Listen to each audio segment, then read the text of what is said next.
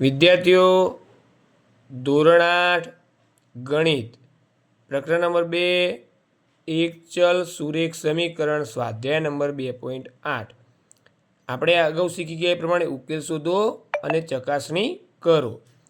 તો પ્રશ્ન number 5 2x ઓછા 1 બરાબર 14 ઓછા x.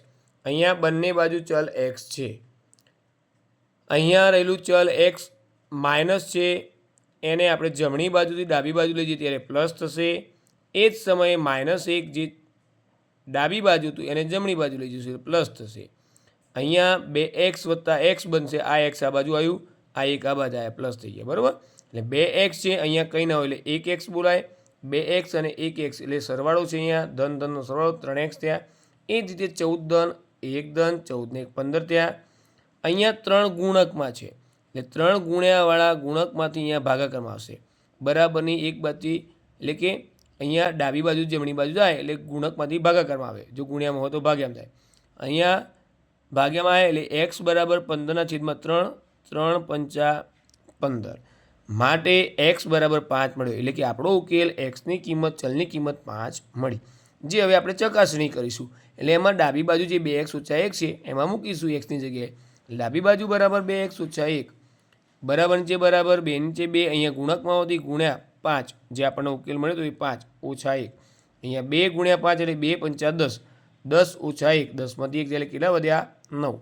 એ જ રીતે આપણે જમણી બાજુનું તો જમણી બાજુ 14 ઓછા x 14 એમને એમ બરાબર છે બરાબર 14 એમને એમ ઓછા ઓછા xની કિંમત આપણે અહીંથી મૂકીશું 5 14માંથી 5 એટલે 9 જવાબ આવ્યો. અહીંયા ડાબી બાજુ અને જમણી બાજુના જવાબ સમાન મળે છે માટે ડાબા બરાબર જવાબ.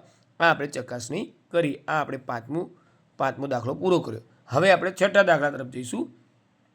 આનો પણ ઉકેલ શોધીને ચકાસણી કરવાની છે. રકમ એવી છે કે 8x વત્તા 4 બરાબર 3 ગુણ્યા કૌંસમાં x ઓછા 1 વત્તા 7.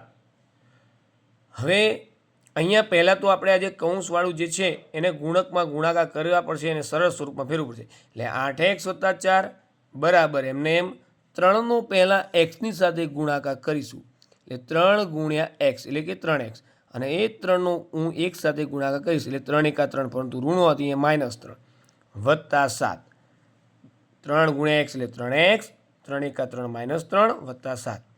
હવે જેમ આપણે અગાઉ કીધું એમ ચલવાળા એક બાજુ ભેગા કરીશું એટલે અહીંયા 3x જે જમણી બાજુ હતા એને આપણે ડાબી બાજુ લઈ જઈશું 8xની નજીકમાં એટલે ધન હતા એટલે ઋણ થઈ ગયા અને 4ને આપણે બાજુમાં ખસી દઈશું બરાબર -3 વત્તા 7.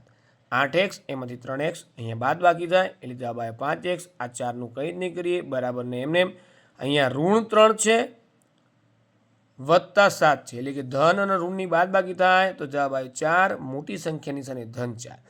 હવે આપણે અહીંયા +4 છે. આપણે ચલનો ઉકેલ મેળવો, ચલવાળા પદને એકલું કરવાનું છે એટલે આ 4 જે જમણી બાજુ જે ડાબી બાજુ છે એને જમણી બાજુ લઈ જઈશું એટલે પ્લસ હતા એ માઇનસ થશે એટલે અહીંયા 4માંથી 4 જશે એટલે જવાબ આવે 0 અને આ 5x એમને એમ.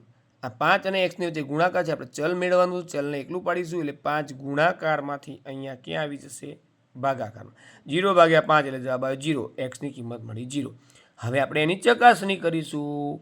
ડાબી બાજુ બરાબર 8x વત્તા 4 એટલે xની જગ્યાએ 0 લખીશું એટલે 0ની કોઈની પણ સાથે ગુણાકાર શું થઈ જાય 0. આ 4 એમને એમ એટલે 0 વત્તા 4નો જવાબ આવ્યો 4. હવે જમણી બાજુ બરાબર 3 કૌંસમાં x ઓછા 1 વત્તા 7. અહીંયા 3 0 જે xની જગ્યાએ શું મૂકવાનું 0. અહીંયા આપણને જવાબ મળ્યો હતો ને x બરાબર 0 ચલનો ઉકેલ 0 ઓછા 1 કૌંસ પૂરો વત્તા 7. 0માંથી 1 એટલે -1. ધ્યાન રાખજો વિદ્યાર્થીઓ, અહીંયા ગુણાકારમાં 0 આવશે પરંતુ ધન ઋણમાં એ બાદ બાકી થઈને -1 આવ્યો. 3નો એક સાથે ગુણાકાર થાય છે 7 એમને એમ રહેશે 3 એકા 3 -3. આ -3 વત્તા 7 જવાબ આવશે ધન 4. જમણી બાજુનો જવાબ ધન 4 કારણ કે મોટી સંખ્યાની નિશાની ધન ઋણની બાદ બાકી. અહીંયા પણ 4 હતો માટે ડાબા બરાબર જવાબ.